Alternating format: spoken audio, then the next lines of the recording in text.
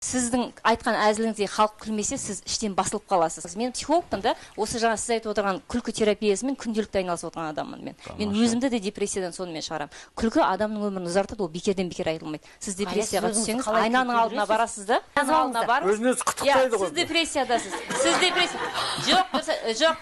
Ең бірінші күлкі терапиясының негізін салған журналист Алмас. Журналист, Норман деген американдық журналист өзі ауырған кезде, аяқ қолынан дел сал болып қалған кезде комедия көріп өзін-өзі күлдірген адам. Мысалға қараңыздар, айнаның алдына тұрасыз да, жай ғана өтірік күлесіз.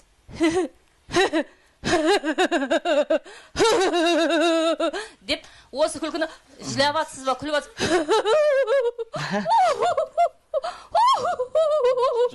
Деген кезде бір өзіңіз істеген дұрыс сияқты мен жаңа күліп отырсыз. Неге күліп отырсыз осы? Мен жаңағы істегенді көз алдыңызға елестетіп күліп отырсыз, дұрыс па? Неге күліп отырсыз? Айтыңызшы. Прикольно, қызық қой. Міне психология деген